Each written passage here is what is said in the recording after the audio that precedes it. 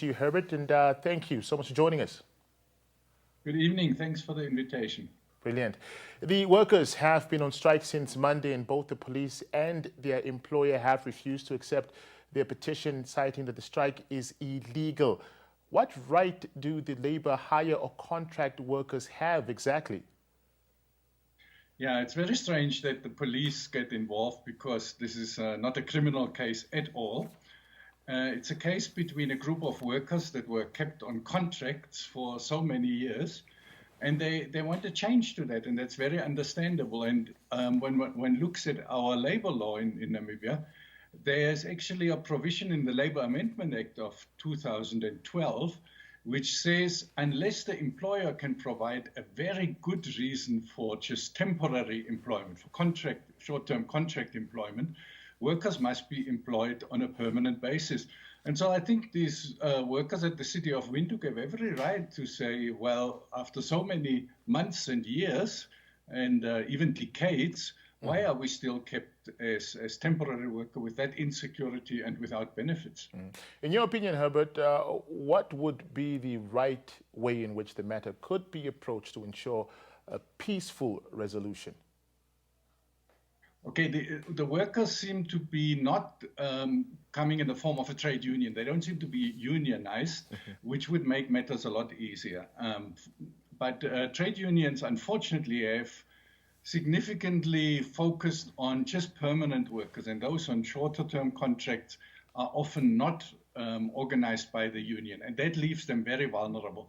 So in the case of the City of Windhoek, the workers demanded to be seen by their employer to raise their grievances. And just as a matter of kind of fair labor practice, if you like, the employer should sit with them and listen. Ideally, if these workers had been unionized, they could negotiate their takeover. And it's extremely disappointing to see that our trade unions haven't taken up that matter, because these workers have been suffering so long and are deprived of benefits. And we see this as really a labor malpractice in the form of outsourcing and keeping workers on contracts all the time, which creates such enormous insecurity. They cannot plan their lives. So the resolution would be a negotiated agreement with those workers. If there is no union, it's regrettable, but the workers can also elect their own committee then to go ahead with the negotiations. For the unions, it should be a wake-up call that they mustn't just organize permanent workers. They must also focus on those vulnerable workers on contracts. Now, this strike has been deemed illegal. What are the consequences that employees may face for participating in it? That is another problem, because to go on a legal strike, it requires a whole lot of steps to be followed. First, they must join a recognized union. Then there must be negotiations that break down with the employer. And then they must declare a dispute also to the Office of the Labor Commissioner, etc., etc. So it's a very cumbersome process for workers to go through.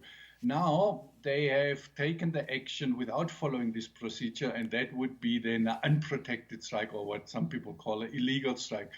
And it's risky for the workers concerned, because it may open them up to disciplinary action. So it's a high-risk strategy for workers, but given the frustrations they have over so many years, and given that the unions have not organized them, they are left with very little else to do. No. Yesterday, Herbert, we saw workers venting out their frustration by emptying the trash bins onto the streets of the CBD. Is their action justified, and how does this perhaps impact the course of their struggle? It's a sign of frustration. This is not a strategic action taken. It's a sign of workers having reached a point of no return, where they feel they tried everything else.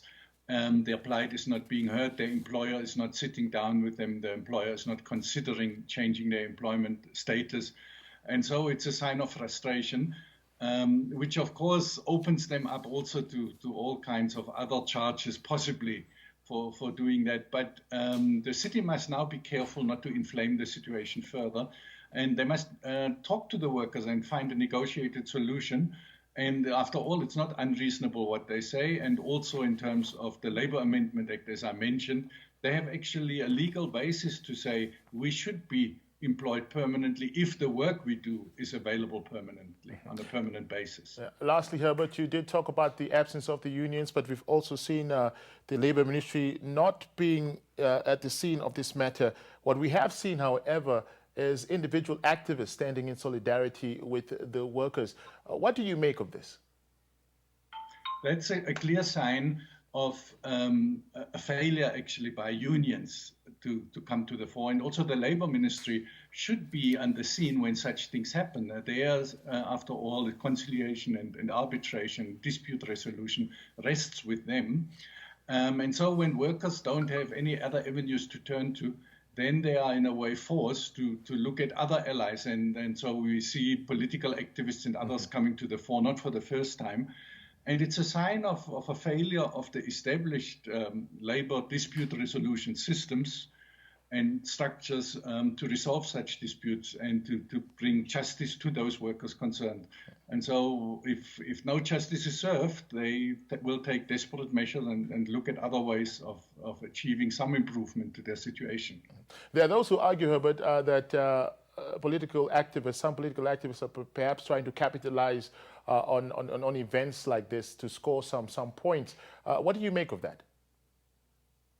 Surely, that is obviously in the nature of politics.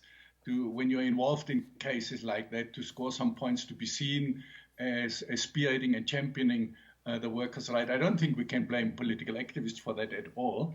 The question is rather, why do the workers' organizations why are they not spearheading that? Why are the unions not at the forefront of fighting such unfair labor practices as we've seen earlier this year at Petrol Station, at the Craft Center? And why are they now at the City of Windhoek, which is a highly unionized workplace? Why are the unions not spearheading that call for contract workers to be given a better status and to be given benefits?